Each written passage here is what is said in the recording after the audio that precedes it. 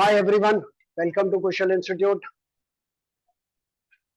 एक बात है कि dreams in your eyes, dreams in your eyes यानी अपने आंखों में सपने।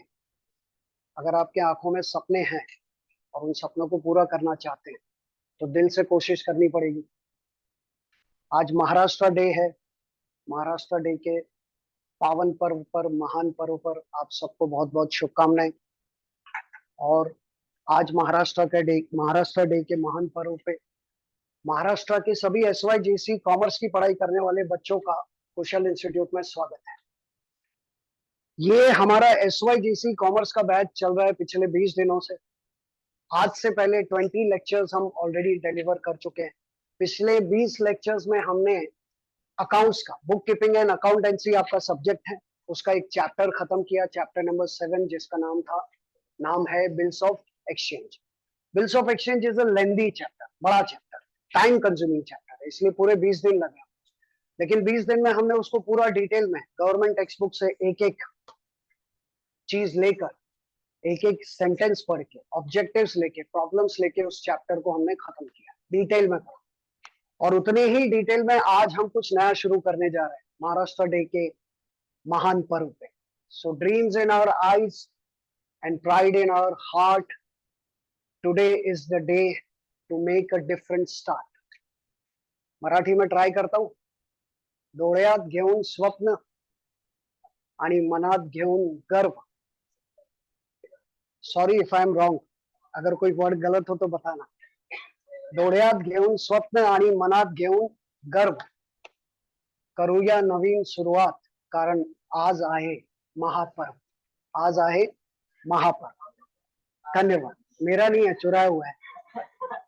ठीक है, तो आज हम सेकेंड चैप्टर शुरू करेंगे। सेकेंड चैप्टर यानी सीरियल वाइज बता रहा हूं। फर्स्ट जो चैप्टर हमने पढ़ा वो गवर्नमेंट टेक्स्ट बुक में था, चैप्टर नंबर 7।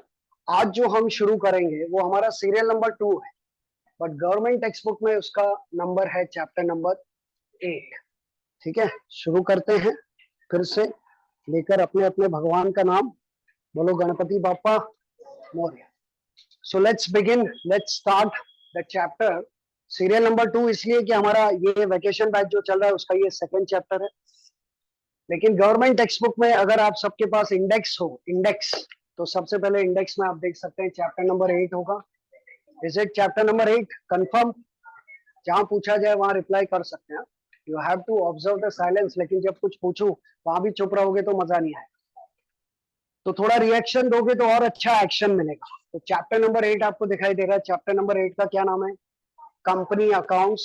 और आगे क्या लिखा है? Issue of shares. तो इस चैप्टर में बोर्ड एग्जाम में कितने मार्क्स का आएगा, प्रॉब्लम कितने मार्क्स का आएगा, ऑब्जेक्टिव कितने मार्क्स के आएंगे, यहाँ पे कुछ स्मार्ट पॉइंट्स लिखे गए 15 पॉइंट्स। ये 15 पॉइंट्स आपको अपने नोटबुक में लिखने हैं। लेकिन आज आपको लिखना नहीं है, जो भी हमारे व्हाट्सएप ग्रुप में एडेड है बच्चे, उनको ये बोर्ड पे आज जो भी लिखा हुआ है, जो भी, जितना भी, ये पूरा फोटो उनको मिल जाएगा। I will send the photos on the group. जो लोग हमारे व्हाट्सएप ग्रुप में एडेड नहीं है वो अभी का अभी जो भी लिखा है उसका स्क्रीनशॉट ले सकते हैं। ओके, और जो लोग एडेड है उनको फोटोज मिल जाएंगे। और फोटोज में से देख के आप सबके पास A4 साइज की नोटबुक होगी। A4 साइज की नोटबुक होगी। A4 साइज नोटबुक में नया पेज लेके, फ्रेश पेज लेके यहाँ से स्टार्ट करना है। You have to write this on page number 1। उसके बाद ये आपको लिखना है पेज नंबर 2। और उसके बाद और एक लास्ट पार्ट है, वो पेज नंबर 3 में डिस्टिंग्विश के तौर पे आप लोग लिख सकते हैं। ठीक है, शुरू करते हैं। चैप्टर का नाम है कंपनी अकाउंट्स। आपको ये जानना जरूरी है व्हाट इज कंपनी, और फिर आगे लिखा है इश्यू ऑफ शेयर्स, तो ये भी जानना जरूरी है शेयर क्या, तो ये भी सब बताऊंगा इन शॉर्ट। लेकिन पहले इस चैप्टर के बारे में जो ये 15 पॉइंट्स लिखे हैं उनको एक एक करके मैं समझाऊंगा। Please pay attention. सबसे पहला आप चेक कर सकते हैं, चेक कर लीजिए गवर्नमेंट टेक्स्ट बुक में क्या ये चैप्टर पेज नंबर 309 पे स्टार्ट हो रहा है। Please confirm. और खत्म हो रहा है 343। ऑनलाइन स्टूडेंट्स भी कंफर्म करें प्लीज, कृपया। Yes sir. Okay, good. तो टोटल कितने पेजेस हो गए? ब्रैकेट में लिखा हुआ भी है। How many pages all together? 35 pages. 35 pages का ये चैप्टर है जो हम एक हफ्ते में खत्म करेंगे। जो लोग भी एक हफ्ते के फ्री लेक्चर्स के लिए आए हैं वो इस हफ्ते में ये पूरा चैप्टर सीखेंगे डिटेल में। कोई मुश्किल नहीं है, क्योंकि आज हमारा लेक्चर जो है वो शॉर्ट पीरियड के लिए है, लेकिन कल से हमारा टाइम और बढ़ने वाला है। जैसा कि आपको रेगुलर टाइमिंग पता है, उसी रेगुलर टाइम पे हम लोग पढ़ेंगे। कम से कम 2 ढाई या 3 घंटे तक हम पढ़ाई करेंगे। आज क्योंकि नए चैप्टर का इंट्रोडक्शन है, इसलिए आज ज्यादा आपको खींचूंगा नहीं, पकाऊंगा नहीं। ओके, सो टोटल 35 पेजेस है। और ये जो हमारा बैच चल रहा है वेकेशन बैच, इसमें हम लोग सिर्फ गवर्नमेंट टेक्स्ट बुक से पढ़ाई कर रहे हैं। जब रेगुलर बैच होगा जिसमें हम आपको अकाउंट्स के अलावा मैथ्स, एसपी, इको, ओसी पढ़ाएंगे, उसमें हम आपको गवर्नमेंट टेक्स्ट बुक के साथ साथ हमारे एक्स्ट्रा नोट्स है वो प्रोवाइड करेंगे, और उनमें से आपको एक्स्ट्रा क्वेश्चंस भी मिलेंगे। लेकिन फिलहाल 2 महीने का वेकेशन और उसमें एक ही सब्जेक्ट पढ़ना है, तो हमारे पास एक ही बुक होनी चाहिए, गवर्नमेंट टेक्स्ट बुक। और प्रॉब्लम्स को सॉल्व करने के लिए होनी चाहिए A4 साइज की नोटबुक। और इसके अलावा पेन, पेंसिल, रबर, इरेजर, वो तो ऑब्वियसली सीधी बात है। नहीं तो आप बोलेंगे सर आपने तो ग्रुप पे 2 ही चीज बोली थी, गवर्नमेंट टेक्स्ट बुक और नोटबुक, आपने पेन, पेंसिल, रबर ये तो बोला ही नहीं। ओके, तो मैंने तो दिमाग भी नहीं बोला, वो घर पे रख के आए, क्या लेके आए ना दिमाग फिर। तो कुछ चीजें ऐसी है जो बोलनी नहीं पड़ती, समझ जाना चाहिए। वंस यू बिहेव तो सामने वाला समझ जाता है। जब आप किसी बस में एंटर करते हो तो बस कंडक्टर दरवाजे पे खड़ा रह के आपके पास कॉन्ट्रैक्ट साइन करवाता है, बोलता है कि मैं आपको आपकी मंजिल तक पहुंचाऊंगा, मुझे वादा करो बिल्स ऑफ एक्सचेंज की तरह कि you will pay my fare to me. नहीं, you just enter the bus and you make the payment. जब आप बस में दाखिल होते हो, बस का नंबर देख के तो आपको पता चल जाता है कि राइट बस है, ये मुझे मेरी मंजिल तक पहुंचाएगी। तो वहां पे बोलना जरूरी नहीं होता, समझना जरूरी होता। ठीक है, और आप सब तो समझदार लोग हो, बहुत समझदार लोग हो। ठीक है, pay attention. First point is clear. अब बात करते हैं इसके मार्क्स की। आप लोगों ने 2 लेक्चर्स देखे। पहला, सिलेबस जो मैंने ग्रुप पे भेजा था, व्हाट्सएप ग्रुप पे, जो लोग हमारे यूट्यूब व्यूअर्स है वो चेक कर सकते हैं। हमने 2 स्पेशल वीडियोस बनाए हैं। एक वीडियो बनाया है अकाउंट्स के सिलेबस को लेकर, जिसमें पूरे 10 चैप्टर्स के बारे में थोड़ा थोड़ा आइडिया दिया है। क्या आप लोग देख के आए हैं? जो लोग डेमो के लिए आए हैं या फ्री लेक्चर्स के लिए, उन्होंने वो देखा नहीं तो उनको दिक्कत होगी। नहीं देखा तो आज के दिन और एक ब्रेक मिलेगा, आज के दिन वो देख लेना। पहले आपको देखना है syllabus. Like you can see in the index how many chapters are there. 10। तो 10 चैप्टर में पहला क्या है, नाम क्या है? Introduction to partnership and partnership final accounts. वो आपको क्या सिखाएगा? उसके बाद accounts for not for profit है। उसके बाद 3 चैप्टर का एक ही नाम दिखाई दे रहा होगा आपको, क्या नाम है? रिकॉन्स्टिट्यूशन, है ना। उसके बाद डिसोल्यूशन, उसके बाद बिल्स ऑफ एक्सचेंज, उसके बाद company accounts, issue of shares, उसके बाद एनालिसिस ऑफ फाइनेंशियल स्टेटमेंट, और लास्ट में कंप्यूटर इन। तो ये 10 के 10 चैप्टर्स के बारे में 2-2, 3-3 मिनट में थोड़ा थोड़ा आइडिया दिया गया है। वो वीडियो जरूर देखें आप लोग, जल्द से जल्द देखें। जिनके पास वो वीडियो नहीं है वो मुझे कांटेक्ट करें, मैं वीडियो उनको पर्सनल पे दे दूंगा। और दूसरा वीडियो आपको देखना है पेपर पैटर्न का। 2 वीडियोस हमने बनाए, पब्लिक वीडियोस, पूरा बोर्ड पे क्लियर प्रेजेंटेशन के साथ। पेपर पैटर्न, कितने मार्क्स का पेपर होगा अकाउंट्स का?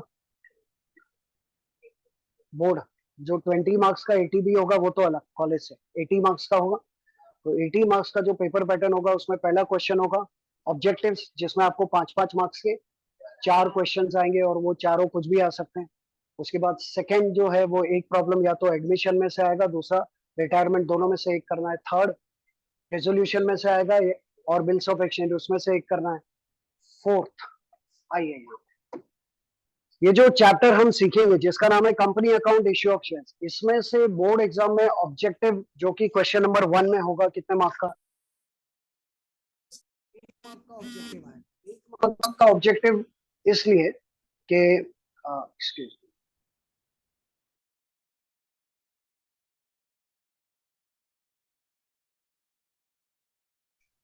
objective will carry how many marks?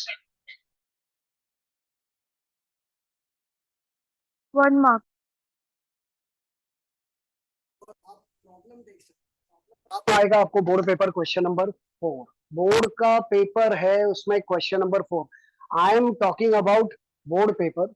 और बोर्ड का जो पेपर होता है उसका फॉर्मेट फिक्स होता है। आपके कॉलेज एग्जाम में आपके कॉलेज प्रोफेसर कोई भी पेपर फॉर्म कर सकते हैं, कोई भी फॉर्मेट फॉर्म कर सकते हैं, आगे पीछे कर सकते हैं, लेकिन बोर्ड का पेपर पैटर्न फिक्स है। तो अगर आप बोर्ड एग्जाम देंगे तो उसमें ये जो चैप्टर है जिसका नाम है company accounts, issue of shares, उसमें से क्वेश्चन नंबर 4 ही आएगा।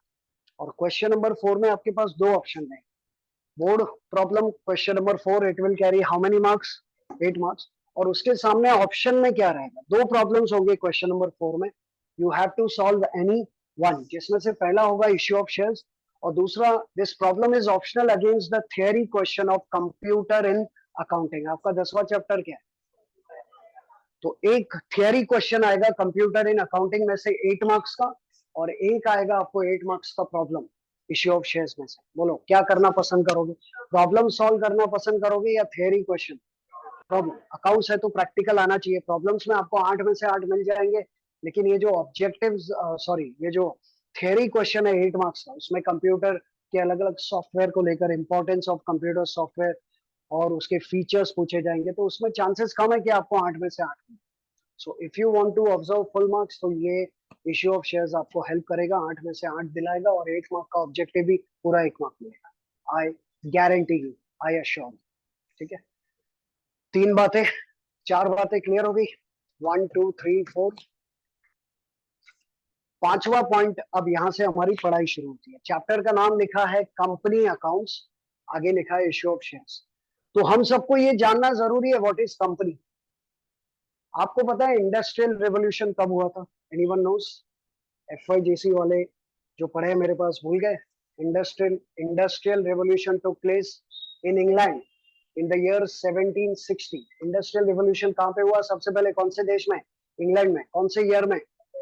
1760 में जेम्स वॉट ने स्टीम पावर की खोज की थी, भाप का इंजन बनाया था। और इंग्लैंड में मशीनें सबसे पहले इन्वेंट हुई, वहां पे सबसे ज्यादा मशीनें सबसे पहले आई। इसलिए इंडस्ट्रियल रिवोल्यूशन का जो साल है वो है 1760। और 1760 के बाद ये जॉइंट स्टॉक कंपनी का जन्म हुआ। उसके पहले ज्यादातर बिजनेस सोल ट्रेडर के फॉर्म में था या partnership. The business which is owned manage and control by one person is called as sole trader, and which is owned manage and control by two or more person is called as partnership. लेकिन sole trader और partnership में कमियां थी। सबसे बड़ी कमी थी कि उनकी लाइबिलिटी अनलिमिटेड थी। अनलिमिटेड लाइबिलिटी का मतलब पता है? अगर बिजनेस आपका डूब गया और आप कर्जा नहीं चुका पा रहे तो आप रोड पे आ सकते हैं, आपकी पर्सनल प्रॉपर्टी भी बिक सकती है। उसको कौन सी लाइबिलिटी बोलते हैं? अनलिमिटेड। इसलिए एक नया फॉर्मेट आया पूरे वर्ल्ड के सामने, उस फॉर्मेट का नाम था जॉइंट स्टॉक कंपनी। आपको पता है ब्रिटिशर्स आए थे इंडिया में, किस कंपनी को लेकर आए थे? अंग्रेज लोग भारत में किस कंपनी को लेकर आए थे? कंपनी का नाम भूल गए? हिस्ट्री पढ़ के नहीं आए सब लोग? ईस्ट इंडिया कंपनी नाम सुना है? ईस्ट इंडिया कंपनी, जिसको क्वीन ऑफ इंग्लैंड ने फॉर्म किया था। वो इंडिया में आए थे बिजनेस करने के लिए, लेकिन आते आते देख लिया कि यहाँ तो बहुत कुछ है, इंडिया तो सोने की चिड़िया है, और यहीं पे बस गए। तो east India company was the first joint stock company in India. Actually it was a chartered company. आप लोगों ने एफआईजीसी में चैप्टर नंबर 4 पढ़ा होगा, ओसीएम में। ओसीएम चैप्टर नंबर 4 क्या नाम था?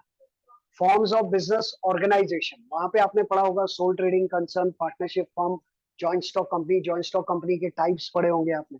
जो लोग एसपी पढ़ के आए यहाँ पे आए हैं उनको सबसे ज्यादा फायदा होना चाहिए, because SP is full of joint stock company. Even in this year syllabus 12th में जिन लोगों ने एसपी लिया है उनको डबल फायदा। जॉइंट स्टॉक कंपनी के बारे में पूरा डिटेल में सीखेंगे, हमारे देश में कितने स्टॉक मार्केट है और स्टॉक मार्केट में कौन कौन से टर्म्स यूज होते हैं, सब कुछ। SP is full of knowledge, और वहां पे आपको ज्यादा डिटेल में पता चलेगा शेयर्स क्या होता है, डिबेंचर्स क्या होता है, ओन कैपिटल क्या होता है, बोरोड कैपिटल क्या होता है, और बॉन्ड्स क्या होता है, एडीआर क्या होता है, जीडीआर क्या होता है, बहुत डिटेल में। यहाँ तो हम सिर्फ शेयर्स के बारे में सीख रहे हैं, वहां तो और भी सिक्योरिटीज के बारे में आपको सीखने मिलेगा। तो मैं कह रहा था कि अगर कंपनी की बात करें तो कंपनी का मीनिंग क्या है। टॉपिक का नाम है कंपनी अकाउंट्स, और उसके बाद लिखा है इश्यू ऑफ शेयर्स। तो पहले आपको दो टर्म्स का मीनिंग आना चाहिए कि नहीं? पहला, कंपनी का मतलब क्या है, और दूसरा, शेयर का मतलब क्या है। तो मैं आपको कंपनी का मतलब बताऊं, प्लीज पे अटेंशन। अगर कोई आपसे पूछे कि कंपनी क्या है, कंपनी मतलब टाटा, बिरला, रिलायंस, हमारे यहाँ पे पार्ले जी, याद है ना पार्ले जी? पार्ले जी का वो बच्चा जो ऐसे करता है।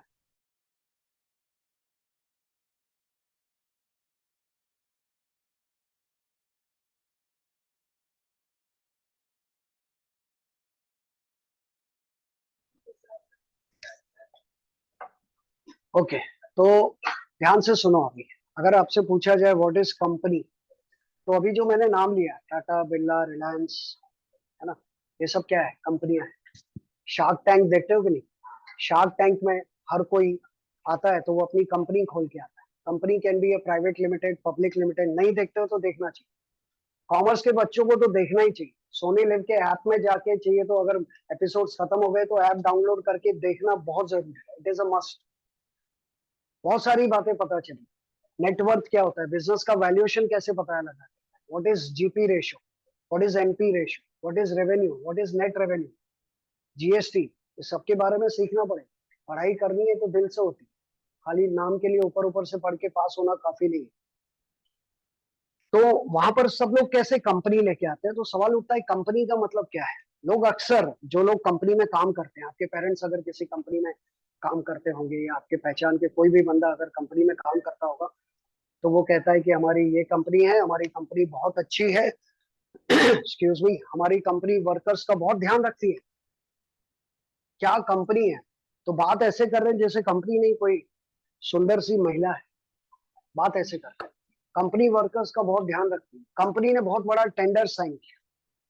सो we talk as if it is not, it is not a it is not an artificial person but it is like natural person। हम सब कौन से लोग हैं, हम सब कौन से पर्सन, नेचुरल पर्सन। लेकिन कंपनी नेचुरल पर्सन नहीं है, कंपनी कौन सा पर्सन है, आर्टिफिशियल पर्सन। यानी वो हम जैसा इंसान नहीं है लेकिन उसको इंसान का दर्जा मिला। तो आज के लिए आपको ये डेफिनेशन दे रहा हूं जो सबको अगले लेक्चर तक याद करना है। अगर आप मुझसे पूछे कि कंपनी क्या है, सर व्हाट इज कंपनी, तो मैं कहूंगा company is an incorporated association which is an artificial person created by law having a common seal and perpetual succession। ये कंपनी का मीनिंग है। अगर मैं ये मीनिंग बोलता हूं तो इस मीनिंग में 5 इंपॉर्टेंट फीचर्स आपको कंपनी के बारे में पता चले। मैंने बोर्ड पे ये मीनिंग लिखा है, pay attention. What is a company, इसको ब्रेक करके समझाता हूँ। अ कंपनी इज एन, बोलिए पढ़िए, कंपनी इज एन इनकॉर्पोरेटेड का मतलब रजिस्टर्ड एसोसिएशन। कंपनी कौन सी एसोसिएशन है, रजिस्टर्ड। इनकॉर्पोरेटेड मतलब रजिस्टर्ड, यानी अगर आपको कंपनी खोलनी है तो क्या करवाओ, रजिस्ट्रेशन। रजिस्ट्रेशन के बिना कंपनी स्टार्ट नहीं कर सकते। तो company is what, company is an incorporated और बोलो registered association which is an artificial person. Company is an artificial person. हम लोग नेचुरल पर्सन, नेचुरल पर्सन जन्म लेता है, उसकी मृत्यु होती है, लेकिन आर्टिफिशियल पर्सन कभी मरता नहीं है, सालों तक चलते रहता है। So company is an incorporated or registered association which is an artificial person. Artificial person को कैसे पैदा किया जाता है, artificial person is created by law.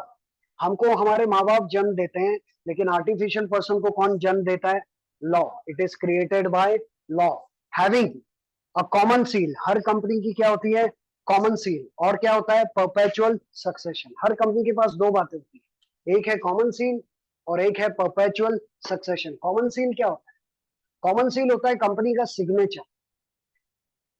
हम लोग कैसे साइन करते हैं, फिल्म स्टार्स कैसे अपना ऑटोग्राफ देते हैं। आजकल तो सेल्फी का जमाना है, ऑटोग्राफ्स बंद हो चुके हैं, लेकिन आपको अगर पता हो तो एक जमाने में फिल्म स्टार्स अपना ऑटोग्राफ देते थे, सिग्नेचर। तो वैसे कंपनी अपना ऑटोग्राफ कैसे देगी, कंपनी तो कोई इंसान नहीं है, तो उसके बदले कंपनी का स्टैंप यूज होता है, उसको बोलते हैं कॉमन सील। क्या बोलते हैं, कॉमन सील। और कंपनी के पास और एक चीज होती है, perpetual succession. What is perpetual succession, perpetual succession का मतलब होता है long life, long and stable life. Company की लाइफ सबसे ज्यादा। टाटा कंपनी को किसने शुरू किया, जमशेदजी टाटा ने, 100 years बैक, 100 साल हो गए होंगे। जमशेदजी टाटा ने टाटा कंपनी को शुरू किया था और उनकी डेथ होके भी इतने साल हो गए, लेकिन टाटा कंपनी अभी भी चल रही है। उनके वारिस का वारिस का वारिस जो है रतन टाटा साहब, वो भी बुजुर्ग हो चुके, 85+ उनकी एज हो गई है, लेकिन कंपनी अभी भी चल रही है। रिलायंस कंपनी को किसने शुरू किया, धीरू भाई अंबानी। उनकी भी डेथ हो गई, लेकिन उनका बेटा है मुकेश अंबानी, उनके बेटे हैं आकाश और अनंत, वो कंपनी को चला रहे। यानी कंपनी की लाइफ कैसी है, लॉन्ग एंड स्टेबल। उसको क्या कहते हैं, परपेचुअल सक्सेशन।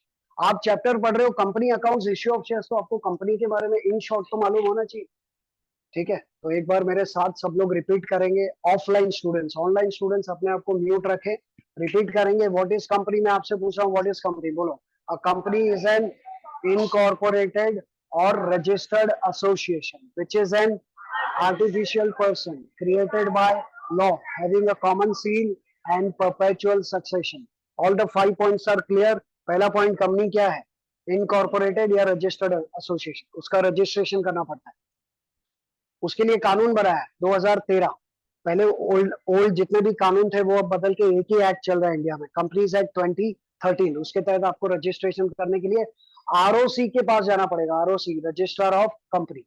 यहाँ पर मुंबई में बीकेसी में आरओसी की ऑफिस होगी, पहले शायद फोर्ट में थी, वहां जाके आप अपनी कंपनी का रजिस्ट्रेशन कर सकते हो। सो company is an incorporated or registered association. और कंपनी क्या है? Artificial person. हम कौन है? नेचुरल। लेकिन कंपनी कौन है? Artificial person. और कंपनी को कैसे क्रिएट किया जाता है? Created by law. और कंपनी के पास दो चीजें होती है, एक कॉमन सील और एक परपेचुअल सक्सेशन। समझ गए? ठीक। तो कंपनी का मीनिंग क्लियर। अब बात करते हैं हमारे देश में ये जितनी भी कंपनियां हैं, सबसे ज्यादा पैसा कॉर्पोरेट वर्ल्ड के पास है, पता है? गवर्नमेंट ऑफ इंडिया हो या स्टेट गवर्नमेंट हो या महाराष्ट्र गवर्नमेंट हो, इनको जो भी टैक्सेस मिलते हैं, चाहे वो जीएसटी हो या इनकम टैक्स हो या वेल्थ टैक्स हो या प्रॉपर्टी टैक्स हो या गिफ्ट टैक्स हो, दुनिया भर के टैक्सेस है। आगे पोस्ट ग्रेजुएशन में सीए सीएस की पढ़ाई करोगे तो पता चलेगा डायरेक्ट टैक्स क्या होता है, इनडायरेक्ट टैक्स क्या होता है। गवर्नमेंट का जो मेजर सोर्स ऑफ रेवेन्यू है, हमारी सरकार हमारे लिए सड़क बनाती है, ब्रिजेस बनाती है, रोड बनाती है, पार्क्स बनाती है, मेट्रो स्टेशन और मेट्रो ट्रेन बनाती है, सबके लिए पैसा कहां से आता है? टैक्सेस से। और वो टैक्सेस में सबसे ज्यादा कंट्रीब्यूशन किसका होता है? कंपनीज का। सबसे ज्यादा पैसा कंपनी के पास, क्योंकि उनका प्रॉफिट लाखों की तो बात ही नहीं होती, करोड़ों की बात होती, मिलियंस या बिलियंस की बात होती, इतना प्रॉफिट वो लोग कमाते हैं।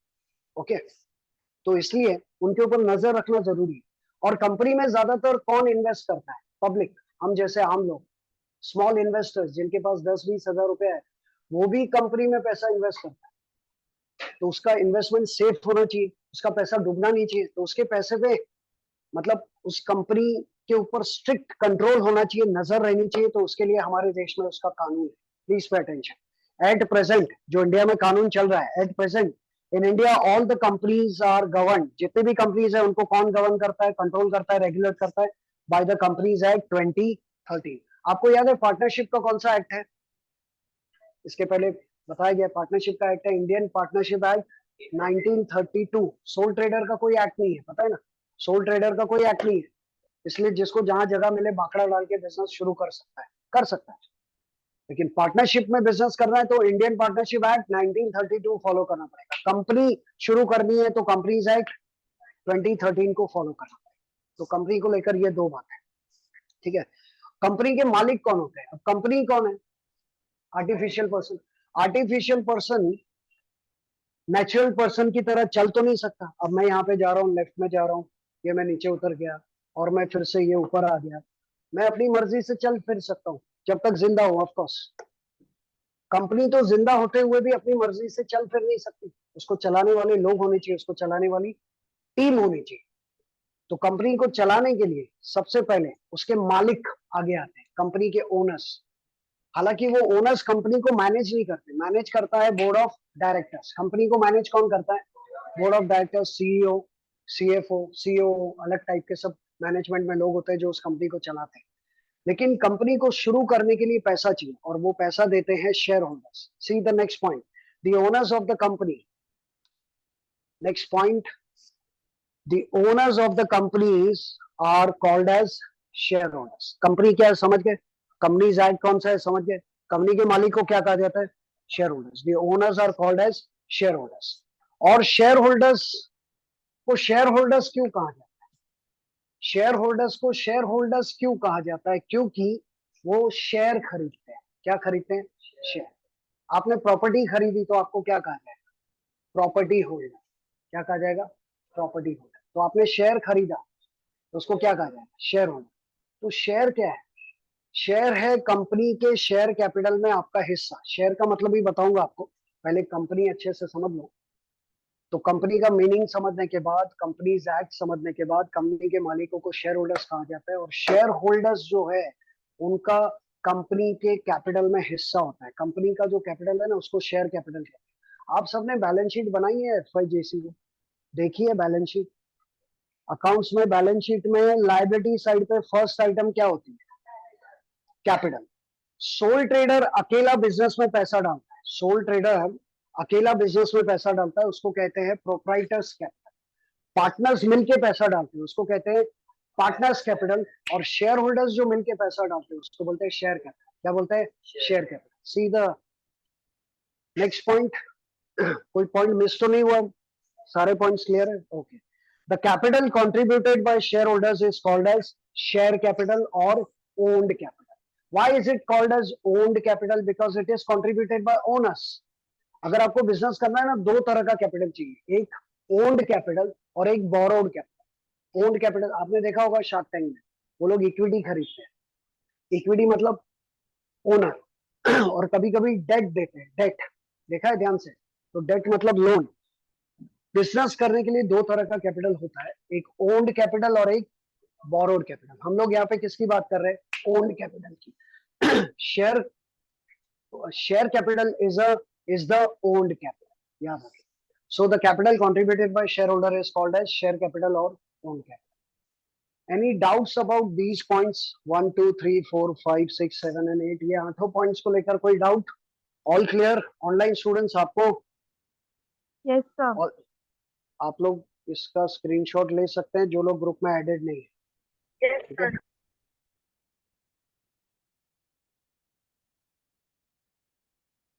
ओके। अभी टोटल 15 पॉइंट्स है। 8 हम लोग समझ चुके हैं और 7 समझते हैं, उसके बाद एक ब्रेक लेंगे, फिर और कुछ सीखेंगे। ओके। अभी ये और 7 पॉइंट्स है। 8 + 7 कितना? 15। ओके। Point number 9। अब आते हैं शेयर का मतलब क्या है। अभी मैंने किसकी बात की थी? Share capital. शेयर कैपिटल का मतलब क्या है? The capital which is contributed by share holders, which is also called as owned capital. Share capital का दूसरा नाम बोलो, बोलो, ओन्ड कैपिटल। सबको दिखाई दे रहा है? बोर्ड पे लिखा हुआ clear? Online students? Yes sir. Offline students दिखाई दे रहा है? Share is the share in the share capital of the company. अब आप मुझसे पूछते हैं शेयर का मतलब क्या है? शेयर का मतलब क्या है? देखो मैं आपको समझाता हूं। ये मेरे हाथ में ये बुक्स है। मान लो कि ये बुक्स जो है ये पैसा है, बहुत सारा पैसा, ये करेंसी नोट्स है। कभी भी कंपनी के पास रोकड़ा पैसा नहीं आता है। Let me make it clear, रोकड़ा पैसा नहीं आता। पैसा सब किधर जाता है? बैंक। तो कभी कभी हमको थोड़ा चीटिंग करके समझाना पड़ता है, समझ में आना चाहिए। ये पैसा है, इन पैसों के बिना कंपनी अपना बिजनेस स्टार्ट नहीं कर सकती, ठीक है? लेकिन कंपनी स्टार्ट करने के लिए लाखों की तो बात ही नहीं होती, करोड़ों रुपए चाहिए। अगर कंपनी स्टार्ट करने के लिए 10 करोड़ रुपया चाहिए फॉर एग्जाम्पल, तो वो 10 करोड़ कोई एक आदमी तो देगा ही नहीं। बोलेगा मैं 10 करोड़ दूंगा, कंपनी डूब गई, मैं भी डूब जाऊंगा। तो वो जो 10 करोड़ है जिसको हम कहते हैं शेयर कैपिटल, उसको बहुत सारे लोग मिलके कंट्रीब्यूट करते हैं। किसी ने कहा ये मेरा 1 करोड़ रुपया, किसी ने कहा ये मेरा 10 लाख रुपया, किसी ने कहा ये मेरा 10,000 रुपया, किसी ने कहा ये मेरा 5,000 रुपया, किसी ने कहा ये मेरा 2 करोड़। यथाशक्ति जिसकी जितनी हैसियत, उसके मुताबिक सब लोग मिलके कंट्रीब्यूट करते हैं। आपका गणेशोत्सव मंडल जब आप शुरू करते हो और वर्गणी शुरू करते हो, तो पब्लिक क्या सारे एक जैसा डोनेशन देती है? अलग अलग, यथाशक्ति। तो वैसे ही कंपनी शुरू करने के लिए भी कंट्रीब्यूशन चाहिए, पैसा चाहिए। तो वो पैसा पब्लिक यथाशक्ति कंपनी को दे सकती है। तो कंपनी को कितना पैसा चाहिए? अभी मैंने एग्जांपल दिया, कितना पैसा चाहिए? 10 करोड़। 10 करोड़ में आपका हिस्सा कितने का है? 10 लाख। किसी और का हिस्सा कितने का है? 10,000। किसी का हिस्सा कितने का है? 5 लाख। तो वो क्या है? शेयर। तो कंपनी के शेयर कैपिटल में जो आपका शेयर है, शेयर का मतलब क्या है? हिस्सा। फैमिली बिजनेस है, बाप दादाओं के जमाने का बिजनेस है, दादाजी चला रहे, उनका बेटा, उनका पोता, सब बिजनेस में मिलके चला रहे। जॉइंट हिंदू फैमिली सुना है क्या? HUF पढ़ा है कि नहीं? लेकिन अचानक से फैमिली में झगड़ा हो जाता है। बड़ा बेटा या छोटा बेटा कहता है मुझे अलग होना चाहिए, मुझे मेरा हिस्सा दे, मुझे मेरा हिस्सा दे, I want my share. Share का मतलब क्या होता है? हिस्सा। तो जब कंपनी के कैपिटल में आपकी हिस्सेदारी होती है तो उस हिस्से को कहा जाता है share. So what is share? Share is the share in the share capital of the company. What is share? बोलो। Share is the share in the share capital of the company. Company के share capital में जो आपका share है उसको share में। अब वो शेयर कितना है वो डिपेंड करता है आप कितना खरीदते हो। मैंने अभी टोटल कैपिटल कितना बोला? टोटल कैपिटल आप लोग हिसाब करना, देखिए आप लोग हिसाब कर पाते हो कि नहीं। टोटल कैपिटल कितना चाहिए? 10 करोड़। अब मुझे बताओ, अगर मुझे 10 करोड़ रुपए चाहिए और 10 करोड़ के मुझे शेयर इश्यू करने हैं, हिसाब करना, 10 करोड़ के क्या इश्यू करने हैं? शेयर्स। और मैं चाहता हूं कि एक शेयर 10 रुपए का हो। एक शेयर कितने का हो? 10 रुपए का। I want to collect 10 crore rupees and I assume the price of each share to be rupees 10. Then how many shares can I issue? मुझे 10 करोड़ चाहिए, एक शेयर है 10 रुपए का, तो कितने शेयर इश्यू करने चाहिए? 1 करोड़। 1 करोड़ शेयर इश्यू करूंगा ना? 1 करोड़ शेयर इश्यू करूंगा ना? एक शेयर कितने का? जैसे कि मुझे 10 करोड़ रुपए चाहिए और मुझे किताबें बेचनी है। 10 करोड़ रुपए चाहिए और मुझे किताबें बेचनी है और मैं एक किताब 10 रुपए में बेचूंगा। अगर एक किताब 10 रुपए में बेचूंगा तो मुझे कितनी किताबें बेचनी पड़ेगी? 1 करोड़। तो 1 करोड़ क्या हो गया? यूनिट्स। तो वैसे ही कंपनी 1 करोड़ क्या इश्यू करेगी? शेयर्स। समझ में आया? लेकिन अगर मैं प्राइस रखता हूं 100 रुपया, बोलो, अगर मैं प्राइस रखता हूं 100 रुपए तो 10 लाख।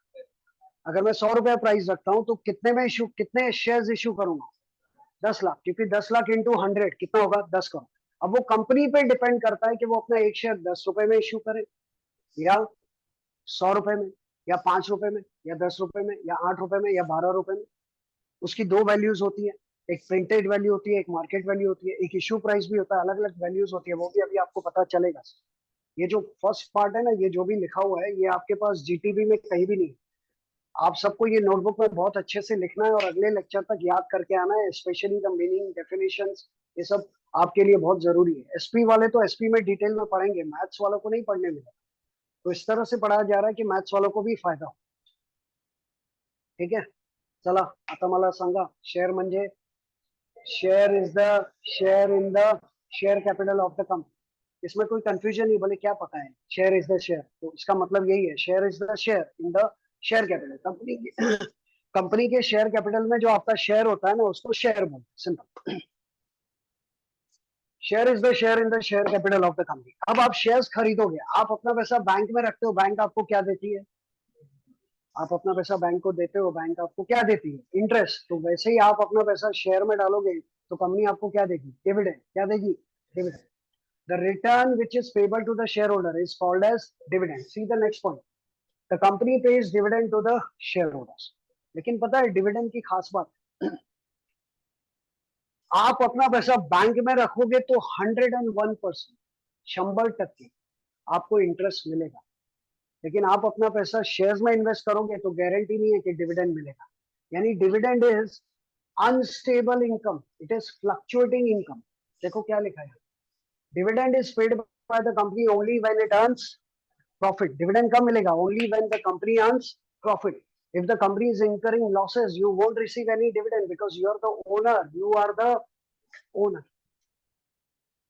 बाहर वालों का पैसा देना ही पड़ता है। इंटरेस्ट किसको देना पड़ता है? आउटसाइडर्स को। जिनसे हम कर्ज लेते हैं हम उनको क्या पे करते हैं?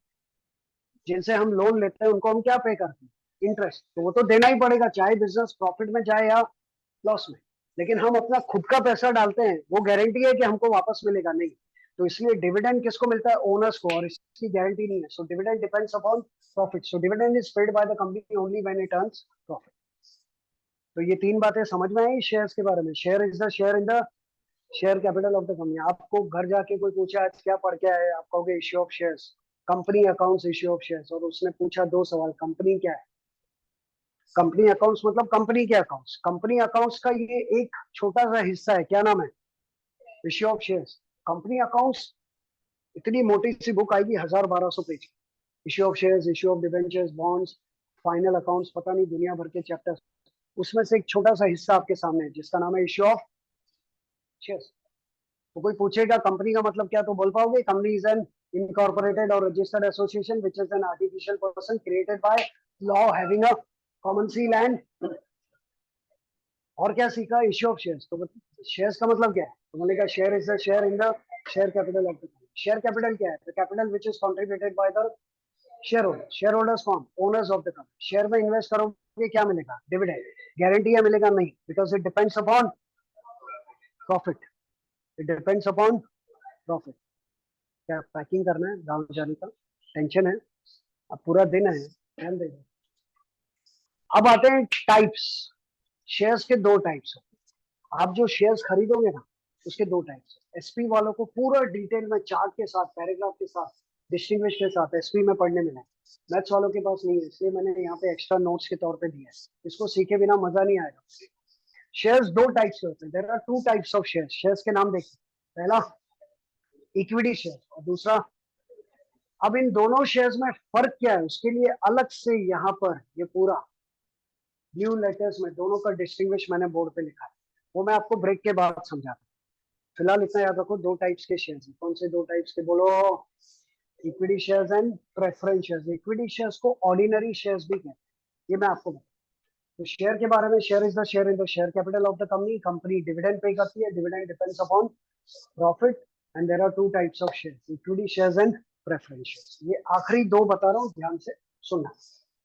What is the proof that you are the student of your college? What is the proof? ID proof है ना।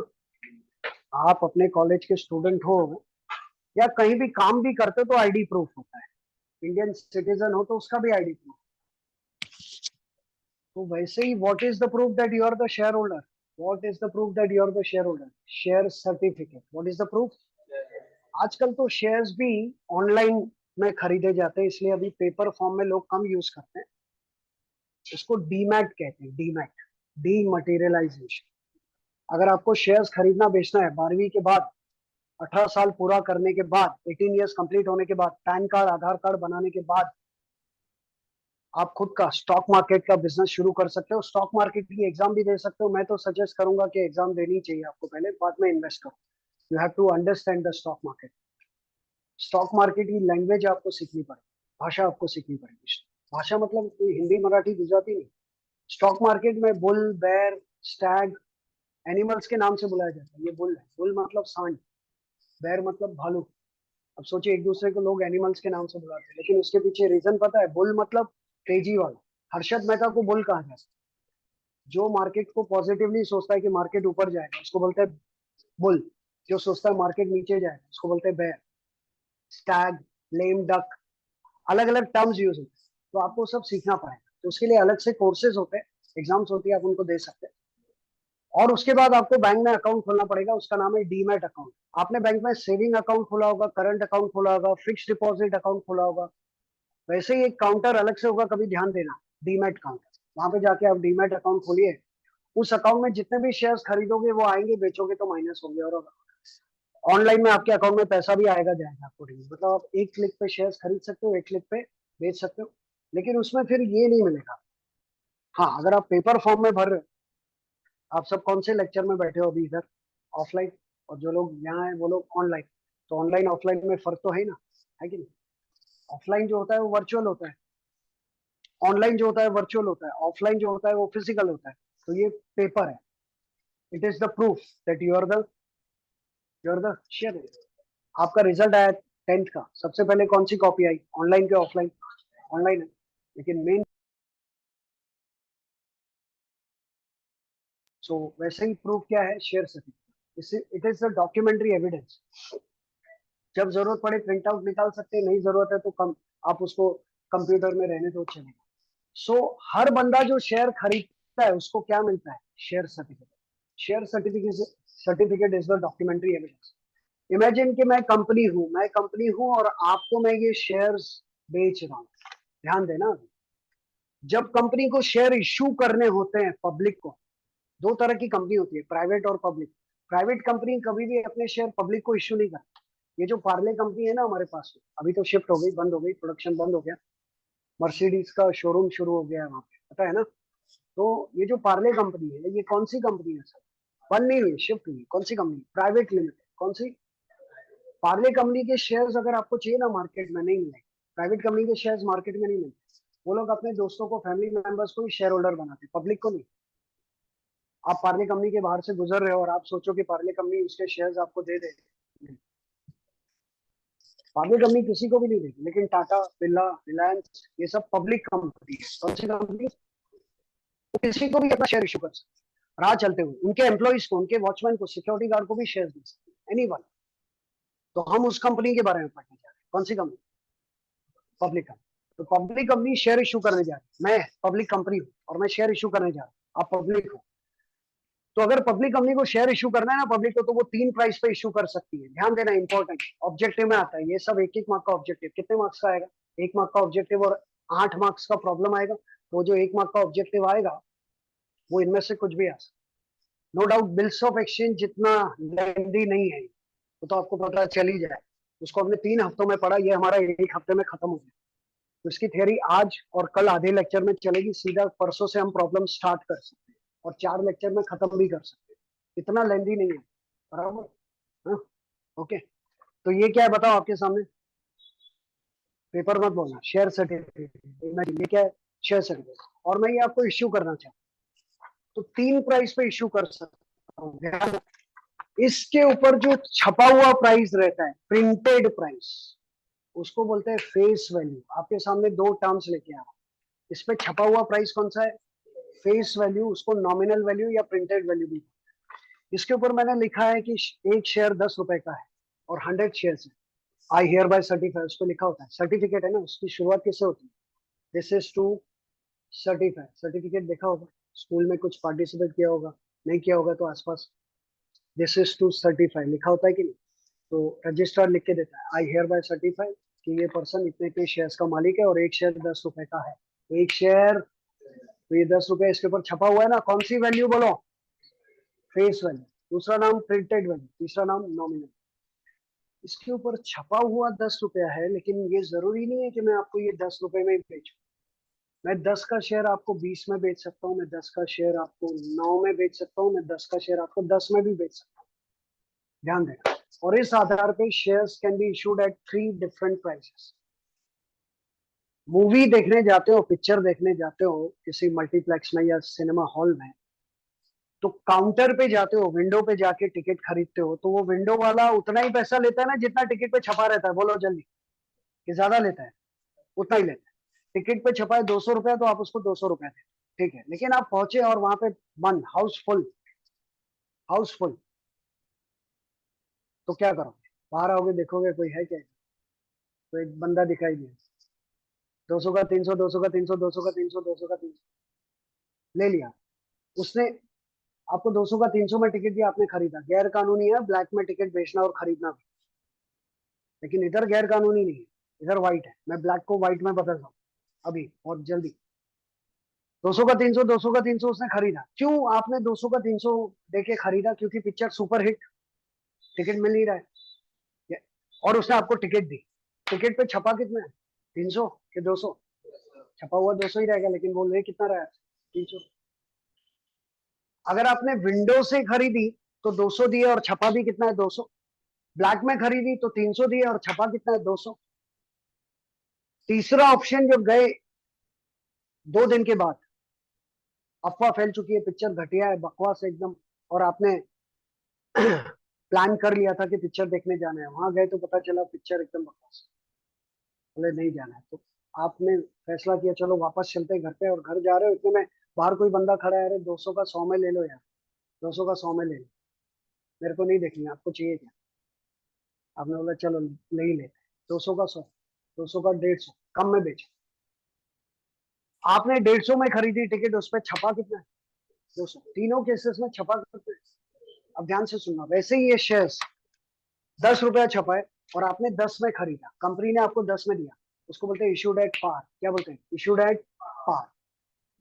जो फेस वैल्यू है उतने में ही इश्यू किया जाए तो उसको बोलते हैं issued at par. Share of rupees 10 issued for 10, उसको क्या बोलेंगे? Issued at par. Share of rupees 100 issued for 100, उसको क्या बोलेंगे? Issued at par. Share of rupees 20 issued for 20, इसको क्या बोलेंगे? Issued at par. और share of rupees 10 issued for 12, share of rupees 10 issued for 12, या share of rupees 100 issued for 110, उसको बोलते हैं इशूड एट प्रीमियम। क्या बोलते हैं? Issued at premium. और share of rupees 10 issued for 9, उसको बोलते हैं इशूड एट डिस्काउंट। क्या बोलते हैं? Issued eight. तो मार्केट में जब आप किसी कंपनी के शेयर खरीदने जाओगे तो ये पता लगाओ कि वो पार पे इशू हो रहा है, प्रीमियम पे इशू हो रहा है कि डिस्काउंट पे। आपको जो प्रॉब्लम आएगा ना, प्रॉब्लम 8 मार्क्स का, उसको पढ़ के ये पता लगाना पड़ेगा कि ये इशू एट पार है, प्रीमियम है, या सी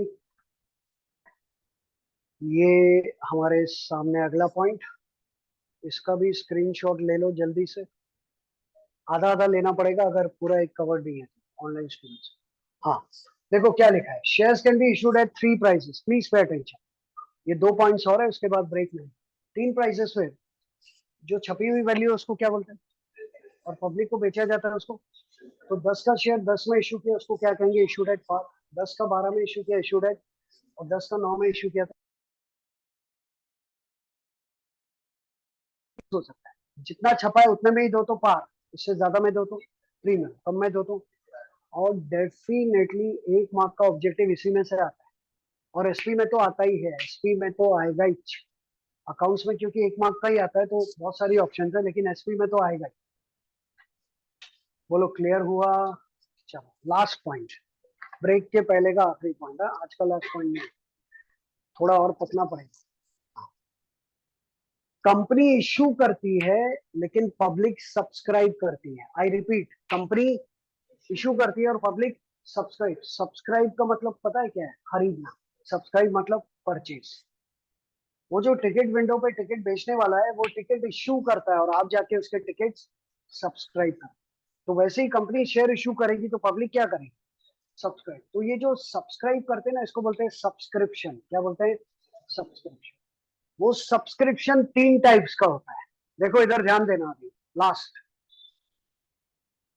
बिफोर द ब्रेक। मैं कंपनी हूं, आप पब्लिक हो, और मैं आपको इनवाइट कर रहा हूं। जैसे आज मैंने आपको लेक्चर्स के लिए इनवाइट किया, वैसे मैं आपको इनवाइट कर रहा हूं शेयर्स खरीदने के लिए। मैं कंपनी हूं और मैं अपने शेयर्स बेचना चाहती हूं। मैं कंपनी हूं और मैं अपने शेयर्स बेचना चाहती हूं। I want to issue shares. So dear public, you give your offer. कौन कितने शेयर्स खरीदना चाहता है, तो पब्लिक फॉर्म भरती है। I want to subscribe 1000 shares. I want to subscribe 10,000 shares. I want to subscribe 2000 shares. Company क्या करती है, इश्यू, और पब्लिक क्या करती है, सब्सक्राइब। और ये इश्यू और सब्सक्राइब में कभी कभी तालमेल नहीं बैठता।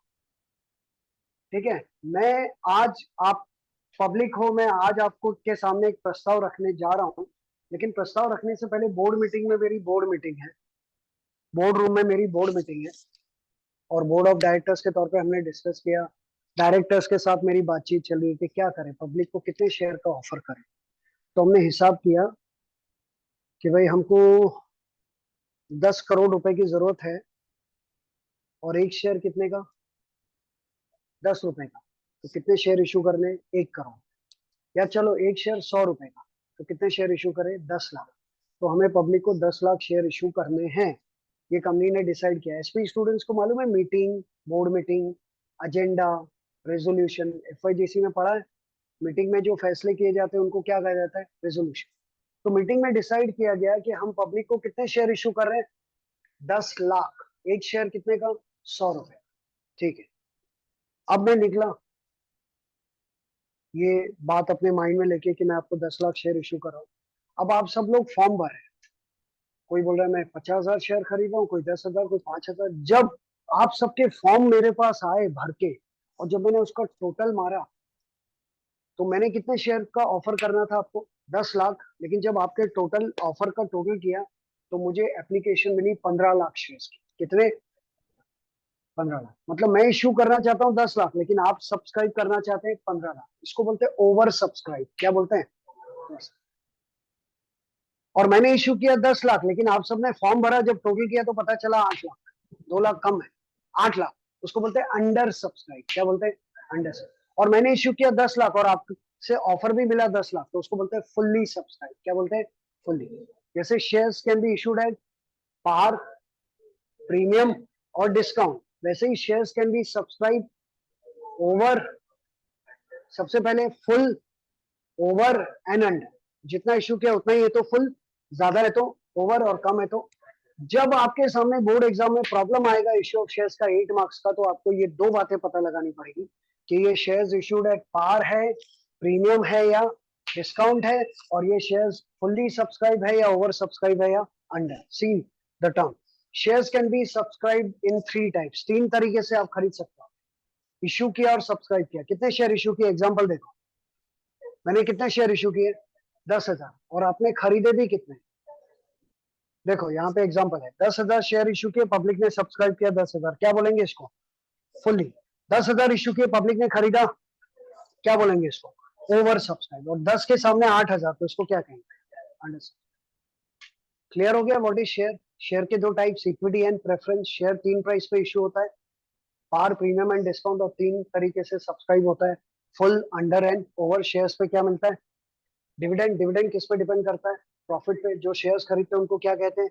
Share holders. शेयर होल्डर्स कौन है? ओनर्स। किसके ओनर्स? कंपनी। कंपनी क्या है?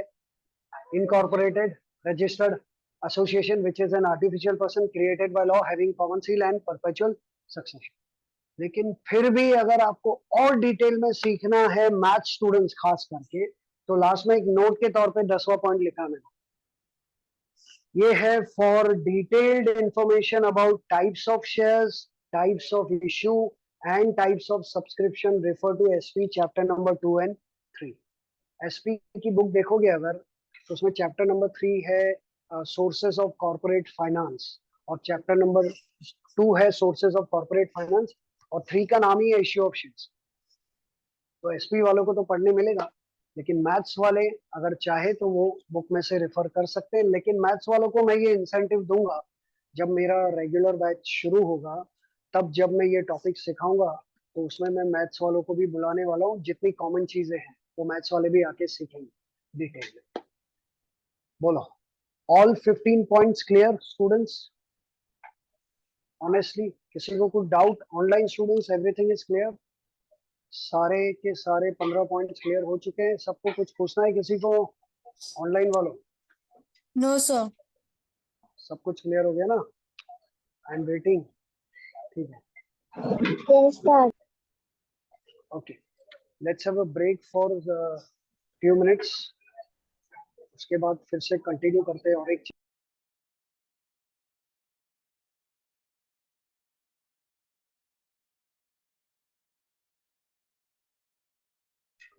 चलो भाई, ब्रेक खत्म, अभी आते हैं आज के सेकेंड पार्ट पे। अभी अभी यहाँ पे जो 15 पॉइंट्स बताया आपको, उसमें आपको मैंने ये बताया था कि there are 2 types of shares. Shares के 2 टाइप्स, कौन से 2? पढ़ो, इक्विटी एंड प्रेफरेंस। अब इन दोनों के बारे में हम डिस्कस करेंगे, ये आज का लास्ट पार्ट है। आज का पूरा लेक्चर हमारा थियरी में गया, अगला लेक्चर आधा थियरी में जाएगा, क्योंकि इसके बाद हमको सीखना पड़ेगा types of capital. Authorized capital क्या होता है, इशूड कैपिटल क्या होता है, सब्सक्राइब क्या होता है, कॉल्ड अप क्या होता है, पेड अप क्या होता है, कॉल्स इन अरियर्स क्या होता है। बहुत इंपॉर्टेंट, उसके बिना आप प्रॉब्लम सॉल्व नहीं कर पाओगे। ये par, premium, discount, under, over, full, ये सब जब तक सीखोगे नहीं, प्रॉब्लम सॉल्व नहीं कर पाओगे। 8 में से 8 चाहिए, तो हर बात ध्यान से सुननी पड़ेगी। और इसके ऑप्शन में फिर अगर computer in accounting theory attempt करोगे तो फिर फुल मार्क्स नहीं मिलेंगे। इसलिए बेटर है कि ध्यान से सुनो।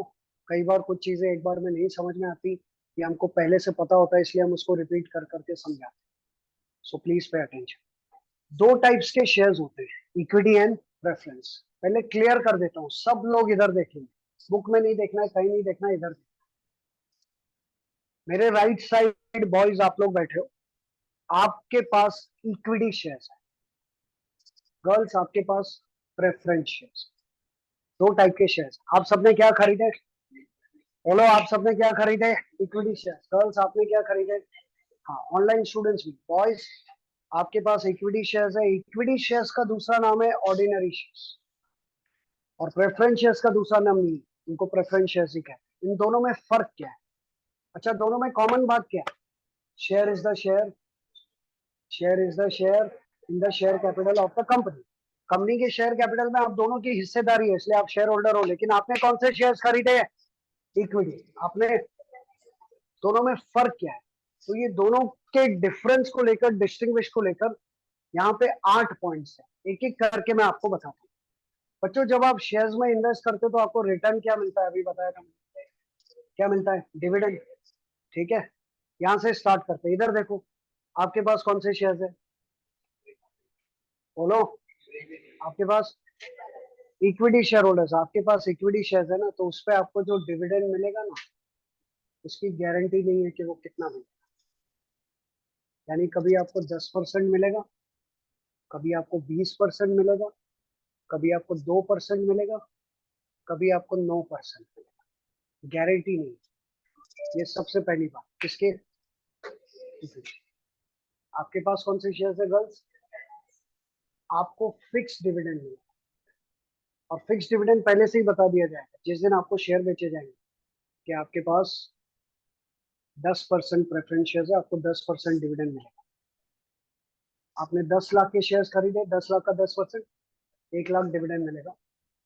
1 करोड़ के शेयर्स खरीदे, 1 करोड़ का 10%, 10 लाख डिविडेंड फिक्स। लेकिन आपको कभी 10%, कभी 5%, 2%। ये सबसे बड़ा फर्क मिलेगा दोनों को। क्या? डिविडेंड। लेकिन आपको मिलेगा फ्लक्चुएटिंग डिविडेंड, आपको मिलेगा फिक्स्ड। आया समझ में? पॉइंट नंबर 1 शायद यही लिखा है। क्या क्या लिखा? अच्छा, पहले और आखिरी, वो सेकंड पॉइंट। चलो ये क्लियर हो। दूसरा पॉइंट, जब डिविडेंड बांटना है, बांट रहे, तो पहली लाइन में कौन बैठा होगा? प्रेफरेंस। डिविडेंड पहले किसको दिया जाए? Preference. Not because ladies first. आप बोलेंगे गर्ल्स है तो लेडीज फर्स्ट होना चाहिए। अगर यही शेयर्स आपने खरीदे तो आप लेडीज फर्स्ट, मतलब मैंने खरीदे तो मैं फर्स्ट। यहाँ पे लेडीज और जेंट्स की बात नहीं है, यहाँ पे प्रेफरेंस की बात। आप लोग प्रेफरेंस का क्या मतलब समझते हो? What do you mean bye preference? बोलो। प्रेफरेंस का मतलब होता है प्राथमिकता। बोले ना, इसको प्रेफरेंस दीजिए, यानी इसको क्या दीजिए? प्राथमिकता। तो कंपनी जब डिविडेंड बांटती है तो सबसे पहले किसको बांटा जाता है? गर्ल्स एंड बॉयज मत बोलना। सबसे पहले किसको बांटा जाता है? प्रेफरेंस शेयर्स को, चाहे वो शेयर्स गर्ल्स के पास हो या बॉयज के पास। और लास्ट में डिविडेंड किसको मिलता है? इक्विटी शेयर्स को। यहां से स्टार्ट कर। सी द फर्स्ट पॉइंट, क्या लिखा है पढ़ रहा हूं मैं। They receive dividend last, that is after dividend is paid on preference shares. आपकी बात हो रही। You receive dividend last after it is paid on preference shares. और आपके बारे में क्या लिखा? They receive dividend first, that is dividend is paid, that is before dividend is paid on equity shares. इनको देने से पहले आपको पता है आपको प्रेफरेंस क्यों कहा गया है? क्योंकि आपके पास प्रेफरेंस है। Why preference shares are called preference shares? Because they have preference. दो प्रेफरेंस। पहला, डिविडेंड पहले इनको मिलता है, आपको बाद में मिलता है, इसलिए ये प्रेफरेंस। दूसरा, सालों तक कंपनी चलती है, 5 साल, 10 साल, 20 साल, और कंपनी की हालत खराब। अगर कंपनी की हालत खराब हो जाए, कंपनी लॉस में जाए, तो कंपनी को बंद करते हैं, उसको बोलते हैं वाइंडिंग अप। कंपनी को बंद करते हैं, उसको क्या बोलते हैं? तो आज हमारी कंपनी की हालत खराब है और कंपनी होने जा रही है वाइंड अप, बंद। तो भी पहले पैसा किसको वापस देंगे? Whose capital will be paid back first? Preference. Whose capital will be paid back last? Equity. आपको आपका पैसा वापस लास्ट में मिलेगा, आपको आपका पैसा पहले मिलेगा। तो आपको दो प्रेफरेंसेस दी जा रही है, दो प्राथमिकता है। पहली प्राथमिकता डिविडेंड पहले मिलेगा, दूसरी प्राथमिकता कैपिटल पहले मिलेगा अगर कंपनी बंद हुई तो। लेकिन आपको ये दो प्राथमिकता नहीं मिलेगी। आप उदास मत होना, मैं आपके साथ हूँ। आप लोग उदास मत होना। आपको ये दो नुकसान है तो बहुत सारे फायदे भी। इक्विटी शेयर होल्डर्स को नुकसान है तो बहुत सारे फायदे भी, और आपको फायदे है तो नुकसान भी। दोनों का अपना अपना फायदा नुकसान।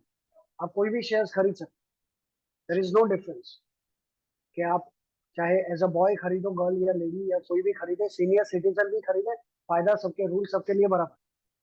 कोई रेलवे का डिब्बा नहीं है कि स्पेशल डिस्काउंट मिलेगा, सबके लिए सेम। तो दूसरा पॉइंट क्या लिखा है देखो, their capital is repaid last. आपका कैपिटल मिलेगा लास्ट में, at the time of winding up of the company. What do you mean by winding up? बंद, क्लोजिंग। कंपनी बंद होगी तो their capital is paid back last. Whose capital? Equity share. लेकिन कंपनी बंद होगी तो their capital is repaid before equity shares at the time of, इनके पहले आपको मिले। आई बात समझ में? तो कौन सी दो प्राथमिकता है? एक डिविडेंड को लेकर और एक कैपिटल रीपेमेंट को। ये दो प्राथमिकता इनके पास है, आपके पास नहीं। आया समझ में? ये डिस्टिंग्विश का ऑनलाइन स्टूडेंट्स और यूट्यूब व्यूअर्स स्क्रीनशॉट ले सकते हैं। ले लो जल्दी से। 1 2 3 हो गया? ओके। और तीसरा पॉइंट वही जो मैंने सबसे पहले बोला, डिविडेंड आपको डिविडेंड फिक्स मिलेगा, आपको डिविडेंड फ्लक्चुएटिंग। आपको डिविडेंड कभी 10%, 12%, कभी 0%। देखिए लिखा है, they receive fluctuating dividend, fluctuating rate of dividend depending upon profit. Company का प्रॉफिट ज्यादा तो डिविडेंड ज्यादा, मीडियम तो डिविडेंड मीडियम, कम तो डिविडेंड कम, लॉस नो डिविडेंड।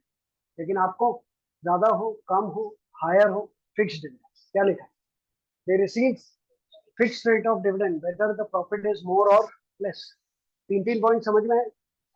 अब वो आपके ऊपर है, आपको ये 3 पॉइंट्स पढ़ने के बाद सबके माइंड में आया यार प्रेफरेंस शेयर अच्छा है, प्रेफरेंस शेयर खरीद।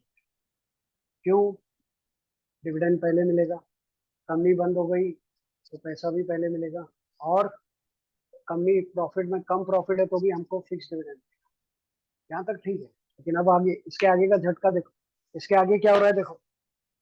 4th point, they enjoy normal voting right. अब आपकी बात हो रही है, फायदा दे रहा हूँ boys, you enjoy normal voting rights. आप लोगों ने पढ़ा है एफआईजीसी में वोटिंग, एसपी वालों ने एसपी में वोटिंग पढ़ा है, show of hand, poll, ballot, division, पढ़ा है कि नहीं? कंपनी में जब बड़े बड़े फैसले किए जाते हैं तो उसके लिए कंपनी मीटिंग बुलाती है, annual general meeting, extra ordinary general meeting. ये जो मीटिंग होती है स्टैट्यूटरी मीटिंग, इस सब मीटिंग में कौन जा सकता है पता है? कौन? इक्विटी। आप लोग नहीं जाए, आप लोग नहीं जाए। ये फायदा किसको मिलेगा? तो मीटिंग में जाके वोट करने का अधिकार किसके पास है? आपको नहीं, सब नहीं मिलेगा। अच्छा चाहिए तो फिर इक्विटी शेयर्स खरीदो, फिर फिक्स डिविडेंड नहीं मिलेगा, सब नहीं मिलेगा। ओके, तो इक्विटी शेयर होल्डर्स को नॉर्मल वोटिंग राइट्स है, लेकिन preference share holders do not enjoy normal voting rights. अगर कंपनी की एजीएम हो रही है और उसमें कोई प्रेफरेंस शेयर होल्डर आ गया, उसको बोला sir sorry ma'am sorry, you are not allowed and you are welcome, क्योंकि आपके पास कौन से शेयर, सर आप वोट दीजिए, वोट भी दे सकते हैं, आप वोट नहीं दे सकते। हाँ, कोई किसी दिन कोई ऐसी मीटिंग बुलाई जिसमें खाली प्रेफरेंस शेयर होल्डर्स आने तो आप जा सकते, लेकिन वो सालों में एक बार होती है। हर साल बार बार किसकी मीटिंग होती है? इक्विटी। और उसमें वोट कौन करता है? इक्विटी। 4 पॉइंट समझ में आए? 4 पॉइंट। अब आपको फायदा मिल रहा है। आगे point number 5, it is known as risky capital. Yes, आपका कैपिटल रिस्की है ना, आपका सेफ है। रिस्की क्यों? रिस्की क्यों? डिविडेंड की गारंटी नहीं, मिल भी सकता है, जीरो भी मिल सकता है, आपका सेफ मिलेगा ही। और प्लस कंपनी बंद हुई तो लास्ट में मिलेगा पैसा, और लास्ट में कुछ बचता ही नहीं। लास्ट में जो सड़क पे आएगा वो कौन होगा? Equity share. मतलब, और इक्विटी शेयर में रोडपति से इंसान करोड़पति बनता है, तो करोड़पति से रोडपति भी बन सकता है, तो इसलिए रिस्क है। तो इट इज रिस्की कैपिटल, और इसमें क्या लिखा है? It is safe capital. आ रहा है समझ में? नेक्स्ट पॉइंट, हर कंपनी के लिए इक्विटी शेयर इशू करना कंपलसरी। प्रेफरेंस शेयर इशू करना है करो, नहीं करना मत करो। एवरी कंपनी, आज जितनी भी कंपनी मार्केट में है उन सबके लिए कंपलसरी है कौन से शेयर को इशू करना? इक्विटी। तो देखो क्या लिखा है next point, issue of equity share is obligatory. What is obligatory? Compulsory. और इसमें क्या लिखा है? Issue of preference share is optional. Optional मतलब कंपलसरी नहीं है, मतलब वॉल्यूंटरी है, चाहे तो इशू करो। मतलब अगर मैं कंपनी खोल रहा हूँ और मुझे चॉइस दी गई है कि मैं एक ही टाइप का शेयर इशू करूं, तो मैं कौन सा इशू करूंगा? एक ही। मैं प्रेफरेंस, हाँ, और जरूरत है प्रेफरेंस इशू करूं एडिशनल अलग, बट मुझे एक ही टाइप का शेयर इशू करना है, तो मैं कौन से शेयर इशू करूंगा? इक्विटी। समझे? फिर अगला, आप जो ये देखते हो ना, शेयर मार्केट एकदम ऊपर गया नीचे आया, कभी धड़ाम से गिरा, कभी बहुत ऊपर चला गया, कभी इन्फ्लेशन, कभी रिसेशन। ये जो अप्स एंड डाउन होते हैं ना शेयर बाजार में, वो कौन से शेयर होते हैं? इक्विटी। सबसे ज्यादा 10 का शेयर 10,000 में बिकता है, वो कौन सा? इक्विटी। लेकिन 100 का शेयर 101 में बिकेगा या 99 में, बस। प्रेफरेंस शेयर्स की जो मार्केट में वैल्यू है ना, वो ज्यादा अप्स एंड डाउन नहीं होती, ज्यादा स्टेबल रहे। क्यों ऐसा होता होगा बता सकते हो? क्यों आपका 10 का शेयर 10,000 में बिक सकता है? क्योंकि आपको फ्लक्चुएटिंग मिलता है ना डिविडेंड। कंपनी का प्रॉफिट जैसे जैसे बढ़ेगा, इक्विटी शेयर्स की वैल्यू बढ़ेगी, क्योंकि उनको ज्यादा डिविडेंड मिलेगा। लेकिन आपको तो फिक्स मिलने वाला है, चाहे प्रॉफिट कितना भी हो, इसलिए आपकी मार्केट वैल्यू ज्यादा सेम रहे। समझे? नेक्स्ट पॉइंट, देखो क्या लिखा है, market value of equity share is subject to high fluctuation. It can be too high or it can be too low. But market value of preference share is generally remains constant or stable. बोलो समझ में आई है? कितने points हुए? 7. आपके पास कौन से शेयर्स? इक्विटी, बॉयज गर्ल्स आपके पास प्रेफरेंस. तो पहले 3 पॉइंट्स में सबसे पहला पॉइंट किसको लेकर है? Dividend. Dividend is paid back first to preference share, it is paid last to equity share. Second point किसको लेकर है? Repayment of capital in case of winding. Company बंद हो रही है तो capital is paid back first to preference, paid back last to. और तीसरा रेट ऑफ डिविडेंड को लेकर, you receive fixed and you receive fluctuate. ये तीनों पॉइंट्स क्लियर. उसके बाद के जो पॉइंट्स है वो ये है जो जिसमें इनको ज्यादा फायदा. जैसे आप you can enjoy voting rights, लेकिन प्रेफरेंस शेयर होल्डर को वोटिंग राइट्स नहीं है, लेकिन ये रिस्की है. Equity share, preference share safe है. ये इशू करना कंपलसरी है, ये इशू करना ऑप्शनल है, वॉल्यूंटरी है. और इनकी मार्केट वैल्यू में बहुत हाई फ्लक्चुएशन है, यानी इंसान कहाँ से कहाँ पहुंच जाता है. वाकई में ऐसा हुआ है. ऐसे लोग जिसने सिर्फ 1000 शेयर खरीदे थे, 10 रुपए में 1000 शेयर खरीदे थे, वो 1000 शेयर की वैल्यू बढ़ के 50,000 हो गई. 50,000, 50 टाइम्स. सोचिए इतना पैसा है. तो शेयर मार्केट में जो लोग पैसा लगाते हैं वो ज्यादातर कौन से शेयर्स होते हैं? Because they are subject to high fluctuation. इसमें लिमिटेड पैसा, जब आपको रिस्क नहीं उठाना है, लिमिटेड अर्निंग चाहिए, तो आप प्रेफरेंस शेयर में पैसा कर सकते हो. इसलिए इसकी वैल्यू कांस्टेंट है. एंड द लास्ट, आज का ये लास्ट था, लेकिन इसमें टाइम लगेगा. आपके पास कौन से शेयर्स है? आपके पास, अब आपकी बात करते हैं. आपके पास जो इक्विटी शेयर्स है ना, वो 2 टाइप्स के हो सकते हैं. देखिए इक्विटी शेयर्स के 2 टाइप्स. ये सब है ना आपको जीटीबी में एक्सप्लेन नहीं दिया, खाली एक एक लाइन में दिया. उसका एक्सप्लेनेशन आपको एसपी का चैप्टर नंबर 2 और 3 में मिलेगा, इसलिए मैंने नोट लिखा. ये सब लिखना है आपको notebook. This is your homework for the day. Equity shares के कितने टाइप्स दिख रहे हैं? 2. क्या लिखा है, पढ़ सकते हो? Equity shares with normal voting rights and equity shares with differential voting rights. आप लोग आगे के 4 बेंचेस में जो बॉयज बैठे हैं, आपके पास है equity shares with normal voting rights, और पीछे आपके पास है equity shares with differential voting rights. मतलब इक्विटी शेयर 2 टाइप की, equity shares with normal voting rights and equity shares with differential. तो इन दोनों में क्या फर्क? नॉर्मल वोटिंग राइट वाले जो रहते हैं ना, उनका वोटिंग राइट बदलता नहीं. आपको पता है कंपनी में जब इलेक्शन होता है तो रूल क्या होता है? 1 शेयर 1 वोट.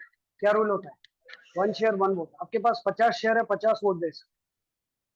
तो नॉर्मल वोटिंग राइट वाले इक्विटी शेयर होल्डर्स वो जिनका वोटिंग राइट बदलता नहीं, फिक्स है. लेकिन आपके पास कौन से शेयर है? पीछे डिफरेंस है. आपकी वोटिंग राइट बदलती रहती है. कभी आप 1 शेयर 1 वोट देते हो, कभी 1 मैन 1 वोट. किसी किसी मुद्दे पे आप वोट कर सकते हो, किसी किसी मुद्दे पे आप वोट नहीं कर सकते. आप सब पे कर सकते. तो वो वोटिंग राइट जो नॉर्मली सबको मिलता है उसको कहते हैं इक्विटी शेयर्स विद नॉर्मल. और जिनका वोटिंग राइट बदलते रहता है उसको क्या बोलते हैं? डिफरेंस. समझे क्या? आपके कॉलेज में, अभी आप सब लोग 18 साल से कम हो, आपके कॉलेज में आपके क्लास का कोई सीआर या डीआर, उसका चुनाव है, तो आप उसको वोट दे सकते.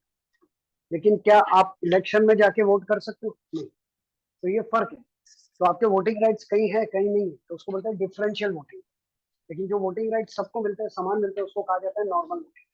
बस एक एक लाइन में, एसपी में भी है, एक एक लाइन में है, ज्यादा डिटेल में. क्लियर हो गया? समझ में आया? लेकिन प्रेफरेंस शेयर्स के कितने टाइप्स है? 8. इक्विटी शेयर्स के कितने टाइप्स है? 2. Equity shares with normal voting rights and equity shares with differential voting rights. Normal voting rights, normal, are you normal? हाँ, पे अटेंशन. और इक्विटी शेयर्स विद डिफरेंशियल. अब बात करते हैं last, preference share. Preference shares के कितने types हैं? 8.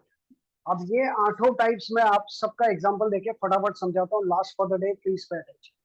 अब आप भूल जाओ कि यहाँ पे कोई इक्विटी शेयर होल्डर्स है. All of you are preference share holders.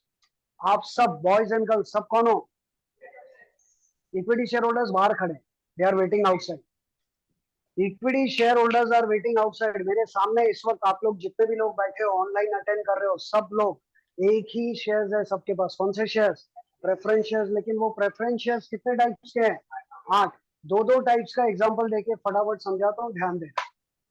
Right side boys, इधर देखो. Right side boys please look है, आपके पास है क्यूमुलेटिव प्रेफरेंशियस, नाम बोलो क्या है, cumulative preferences. And left side girls आपके पास है नॉन क्यूमुलेटिव। देखो पहले दो टाइप क्या लिखा है, क्यूमुलेटिव एंड नॉन क्यूमुलेटिव। इसका मतलब अभी समझाता हूँ, 2 मिनट में समझ में आ जाएगा। आपके पास 10 लाख रुपए के कौन से प्रेफरेंशियल्स है बॉयज, क्यूमुलेटिव।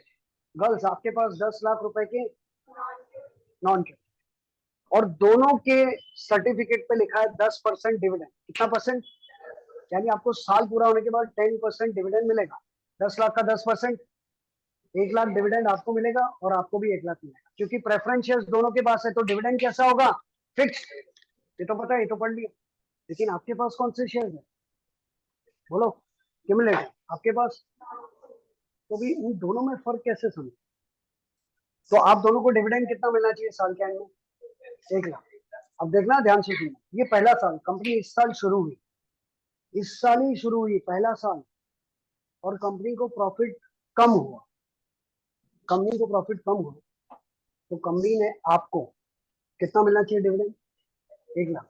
आपको कंपनी ने 40,000 रुपए दिया और आपको भी 40 दिया, दोनों को 40 दिया, आपको भी 40, क्योंकि प्रॉफिट इतना है ही। अब मुझे बताओ आपको कितना नहीं मिला, 60। आपको कितना नहीं मिला, 60। कितना नहीं मिला वो याद है, कितना मिला वो तो मिल गया। आपको मिलना कितना चाहिए दोनों को, 1 लाख। कितना मिला दोनों को, कितना नहीं मिला दोनों को, 60,000 नहीं मिला, ठीक है। ये साल गया, अगले साल नेक्स्ट ईयर थोड़ा प्रॉफिट ज्यादा हुआ और कंपनी ने आपको दिया 60,000, आपको दिया 60 और 60। सेकेंड ईयर कितना मिला, 60 कितना नहीं मिला, 40। फर्स्ट ईयर 60 नहीं मिला था, सेकेंड ईयर 40। 2 साल में कितना नहीं मिला, हिसाब करो, 2 साल में कितना नहीं मिला, 1 लाख। पहले साल का 60,000, दूसरे साल का आपको 1 लाख रुपया अभी तक कम मिला है और आपको भी कम मिला है, बराबर। और एक साल थर्ड ईयर कंपनी को इतना प्रॉफिट हुआ कि आपको दिया 50 और आपको दिया 50, तो कितना नहीं दिया, 50। हिसाब आ गया समझ में। अब बोलो, पिछले 3 साल से क्यूमुलेटिव प्रेफरेंस शेयर होल्डर्स है ना आप लोग बॉयज, और आप क्यूमुलेटिव प्रेफरेंस शेयर होल्डर्स, पिछले 3 साल से आपको कितना नहीं मिला, ऑनलाइन स्टूडेंट्स बोल सकते हैं कितना नहीं मिला पिछले 3 साल से, 1.5 लाख। फर्स्ट ईयर का 60,000, सेकेंड ईयर का 40 और थर्ड ईयर का 50। आपको 1.5 लाख रुपया नहीं मिला और आपको भी 1.5 लाख रुपया नहीं मिला। अब यहाँ पे डिफरेंस आता है, आपके पास कौन से शेयर्स है क्यूमुलेटिव, आपके पास कौन से हैं। अब आया चौथा साल, चौथे साल कंपनी को महा प्रॉफिट, जबरदस्त प्रॉफिट। कंपनी नहीं थी लेकिन चौथे साल कंपनी का जबरदस्त बिजनेस हुआ और कंपनी ने सुपर नॉर्मल प्रॉफिट कमाया, हैंडसम प्रॉफिट कमाया, सुपर नॉर्मल। अब चौथे साल आपको भी 1 लाख मिला, आपको भी 1 लाख मिला, 1 लाख मिलना चाहिए, मिला। लेकिन आपके पास कौन से शेयर्स है बॉयज, आपके पास, तो आपको चौथे साल 1 लाख तो मिला ना, और पिछले 3 साल का कितना नहीं मिला था, वो भी मिल जाएगा, वो भी मिल जाएगा आपको। यानी उस साल का 1 लाख और पिछले 3 साल का 1.5 लाख, कितना मिलेगा इनको, 2.5 लाख। आपको नहीं मिला, आपको इस साल का 1 लाख मिला, पिछले 3 साल का कितना नहीं मिला आपको, वो नहीं मिला। आपको खाली करंट ईयर का मिलेगा, आपको करंट ईयर का भी मिलेगा और पिछले सालों का भी मिलेगा, क्योंकि आपके पास कौन से शेयर्स है, और आपके पास, तो क्यूमुलेटिव उसको कहते हैं जिसमें डिविडेंड एक्यूमुलेट होता है। क्यूमुलेटिव का मतलब होता है कलेक्टिव, क्यूमुलेटिव मतलब जिसमें डिविडेंड जमा होता है ना और एक साथ मिल जाता है। मतलब आज नहीं मिला तो कल मिलेगा, कल नहीं मिला तो परसों, परसों नहीं तो परसों में मिलेगा जरूर, अगर आपके पास कौन से शेयर। लेकिन तुम्हारा आज का देखो, आज मिला नहीं मिला भूल जाओ, आपको नहीं मिला वो भूल जाओ। आज का मिल गया, इस साल का 1 लाख मिल गया, पिछले 3, आप बोलोगे इनको दिया पिछले 3 साल का, हमको भी दो, भूल जाओ। आपके पास शेयर्स कौन से हैं, मेरी गलती नहीं, आपके पास शेयर्स कौन से हैं, नॉन क्यूमुलेटिव। इस पर लिखा है कि इसमें डिविडेंड एक्यूमुलेट नहीं होगा, आपका डिविडेंड एक्यूमुलेट। ये शेयर्स थोड़े महंगे होंगे, ये थोड़ा सस्ता होगा, समझ गया, क्यूमुलेटिव नॉन क्यूमुलेटिव। आगे अगले दो पढ़ो, participating non participating. Okay, change करता हूं। गर्ल्स आपके पास पार्टिसिपेटिंग प्रेफरेंस शेयर्स, बॉयज है उतने ही 10 लाख और उस पर डिविडेंड भी मिलना चाहिए 1-1 लाख, लेकिन अब शेयर्स का नाम अलग। गर्ल्स के पास पार्टिसिपेटिंग, बॉयज के पास कंपनी को प्रॉफिट हुआ 5वां साल, 10 लाख रुपया प्रॉफिट हुआ, आपको दिया 1 लाख और आपको भी दिया 1 लाख। आपके पास कौन से शेयर्स? गर्ल्स पार्टिसिपेटिंग, 1 लाख दिया।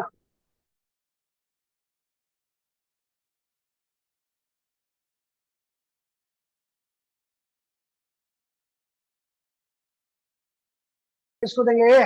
वो बाहर इक्विटी शेयर होल्डर्स खड़े, बोला उनको।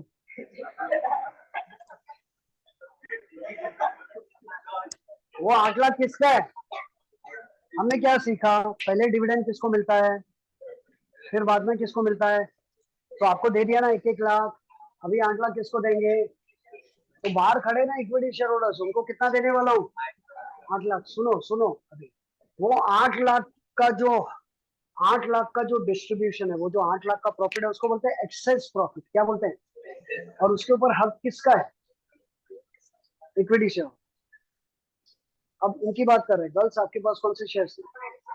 आपके पास पार्टिसिपेटिंग है। देखो पार्टिसिपेटिंग, पहला फायदा आपको दिया, दूसरा इनको दे। पार्टिसिपेटिंग है ना, आपको 1 लाख तो रुपया मिला ना। अब वो 8 लाख किसको देने जा रहा हूँ? उसमें भी आपका हिस्सा है, उसमें से भी आपको मिलेगा। वो 8 लाख में किसको देने जा रहा हूँ? उसमें भी उनका हिस्सा है। मतलब they have participation in the excess profit. Why are they called as participating? Because they can participate in the excess profit which is going to be distributed to the equity shareholder. उसमें भी आपका हिस्सा है, लेकिन आपका non participate 1 lakh ही मिलेगा। It is just like किसी restaurant में गए तो फिक्स थाली होती है, पता है ना, फिक्स थाली। तो आपको फिक्स थाली मिली और आपको भी फिक्स थाली मिली, और जो भी बचा कुचा खाना है, जो भी, वो तीसरे बंदे को दे दिया। अब आपका कैसा बॉयज? जो फिक्स थाली मिली उसी में खा के खुश हो। आपका कैसा है? जो फिक्स थाली है खत्म हो गई तो बाजू वाले को दिया, उसमें से भी खा सकता। तो इसलिए आपके पास कौन से शेयर है? आप लोग की भी बारी आएगी। कौन से शेयर है गर्ल्स आपके पास? पार्टिसिपेट। आया समझ में? ऑनलाइन आया समझ में? Participating, non participating.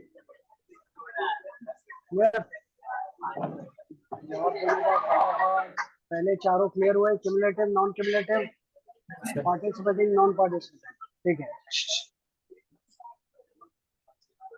I should feel that online students are online. Really, they are online. They are listening to me. नहीं तो क्या फायदा है? ठीक है, ये चारों क्लियर हो गए। Cumulative, non cumulative, participating. आखिरी चार, कन्वर्टिबल, नॉन। आप लोगों के पास है कन्वर्टिबल और आपके पास है नॉन। एकदम easy. What is the proof that you are the share holder?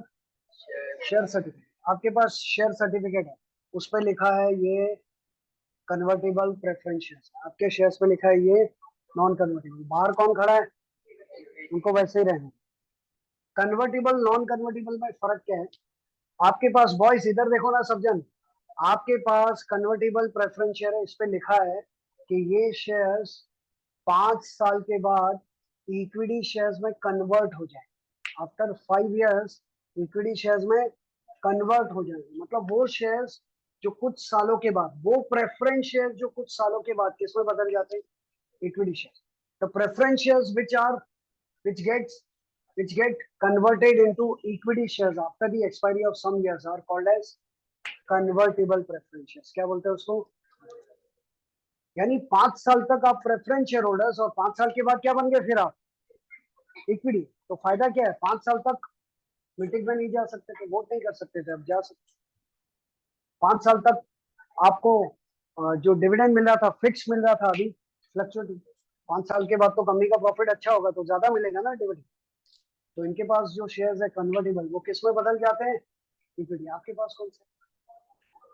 Sorry, आपके जो शेयर्स है वो प्रेफरेंस शेयर्स ही रहेंगे। आप उसको कभी भी इक्विटी शेयर्स में कन्वर्ट नहीं कर सकते, क्योंकि आपके पास कौन से प्रेफरेंस शेयर्स है? Non convert. कौन से प्रेफरेंस शेयर्स है? Non convert. Clear? Cumulative, non cumulative, participating, non participating, convertible, non. ऐसा नहीं कि एग्जाम में पूछा तो अपना अपना जो है वही लिख के आ गए, 4 4 आपने 4 अपने लिखे, आपने 4, कुछ भी आ सकता है। 8 देयर आर 8 टाइप्स। एसपी में 10 मार्क्स का 10 मार्क्स का ये क्वेश्चन आता है, what is preferentials and what are the different types of preferentials. Accounts में तो ये 1 ही मार्क का आएगा ऑब्जेक्टिव में। The shares which are converted into equity shares are called as preference shares, which are never converted into equity shares, are called as non-convertible. Last, दिख रहा है 2 terms, आखिरी 2 टर्म्स दिख रहे हैं, क्या है? रिडीमेबल और इररिडीमेबल। रिडीमेबल और इररिडीमेबल। रेगुलर का अपोजिट इररेगुलर, तो रिडीमेबल का अपोजिट इररिडीमेबल। आपके पास रिडीमेबल प्रेफरेंस, आपके पास इररिडीमेबल। ध्यान से सुनो, बॉयज के पास रिडीमेबल, गर्ल्स के पास इररिडीमेबल।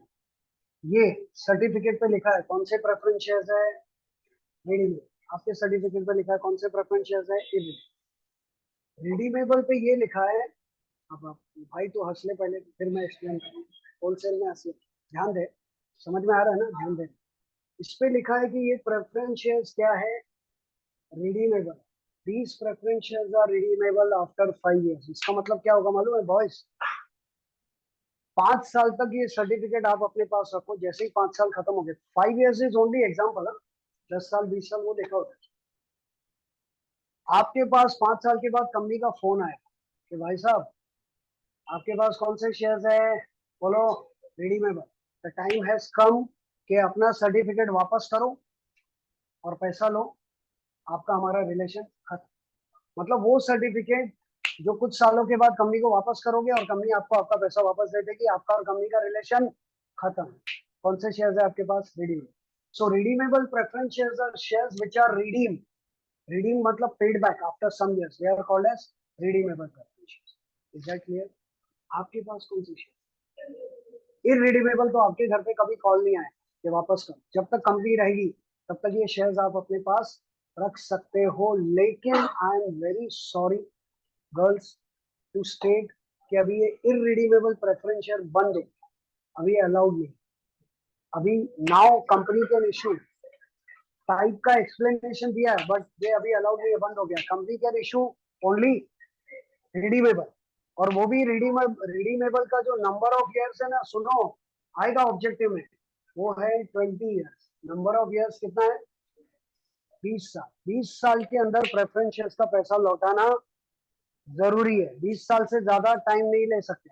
आपको शेयर इश्यू किया मैंने, कितने साल बाद पैसा दिया, 5, चलो और 5, 10 और 5, 15 और 5, 20 और 5 नहीं, 20 साल के अंदर रिडीमेबल प्रेफरेंस शेयर्स को रिडीम करना जरूरी है। लेकिन इररिडीमेबल लाइफ टाइम तक रहता है, लेकिन अभी ये बंद हो गया। It is not allowed in India, irredeemable preference shares are not allowed and redeemable preference shares are allowed for the maximum period of 10 years। समझ गए? Now keeping your eyes here, listen to me very carefully. आज जो हमने सीखा ये 15 points किसके बारे में थे, कंपनी और शेयर्स के टाइप्स और issued at par, premium and discount आपको क्लियर हो गया। Under, over and full subscription clear हो गया। Share is the share in the share capital कितने मार्क्स का आएगा, ऑब्जेक्टिव 1 मार्क्स का, और प्रॉब्लम आएगा 8 मार्क्स का। पेज नंबर का रेफरेंस भी आपको दे दिया है। Company is an incorporated or registered association which is an artificial person created by law having a common seal and perpetual succession. The owners of the company are called as shareholders. Shareholders contribute share capital. Share is the share in the share capital. The return payable to the shareholder is called dividend. Dividend depends upon profit. And shares can be issued at 3 prices, like par, premium and discount. If it is paid at same face value, it is par. Higher than face value, premium. Lower than face value, it is called as premium. और subscribe करती है जितना issue किया उतना ही, तो full, ज्यादा, over, कम। और फिर हमने देखा कि 2 टाइप के शेयर्स होते हैं, equity and preference. Equity shares को डिविडेंड लास्ट में मिलता है, इनको डिविडेंड पहले मिलता है। इनको कैपिटल लास्ट में मिलता है, इनको कैपिटल पहले मिलता है। इनको डिविडेंड फ्लक्चुएटिंग मिलता है, इनको डिविडेंड फिक्स मिलता है। और उसके बाद इनको वोटिंग राइट है, इनको वोटिंग राइट नहीं है। ये रिस्की है, ये सेफ है, और ये कंपलसरी है, ये वॉलंटरी है। इसके मार्केट वैल्यू में हाई फ्लक्चुएशंस होते हैं और इसकी मार्केट वैल्यू स्टेबल रहती है। इसके 2 टाइप्स, नॉर्मल वोटिंग राइट जिसमें सबका राइट सेम और डिफरेंशियल जिसमें राइट बदलती रहती है, और इसके 8 क्यूमुलेटिव, नॉन क्यूमुलेटिव, क्यूमुलेटिव को पिछले साल का डिविडेंड भी मिल जाएगा, नॉन क्यूमुलेटिव को नहीं मिलेगा, पार्टिसिपेटिंग उनको, और नॉन पार्टिसिपेटिंग, पार्टिसिपेटिंग को एक्स्ट्रा प्रॉफिट में भी हिस्सा होता है, नॉन पार्टिसिपेटिंग का नहीं होता। इन सब का मीनिंग डेफिनेशन बुक में है, वो हम पढ़ के एक्सपेक्ट करेंगे, एक बार आइडिया नोट्स के point of view clear. Convertible which are converted into equity shares and which are never converted are called non-convertible. Redeemable shares are redeemed within the maximum period of 30 years, and irredeemable preference shares are not redeemed, but they are not allowed in India. Is that clear, everyone? Online students, आप लोग को कुछ पूछना है? No, sir. Everything is clear? Yes. Yes, sir. जितने भी लोग, ठीक है। तो हमारा जो अगला लेक्चर होने वाला है उसका मैं टाइमिंग अनाउंस करने वाला हूँ। पढ़ाई आज हम यहीं पे रोकते हैं, but I request all of you to stay there.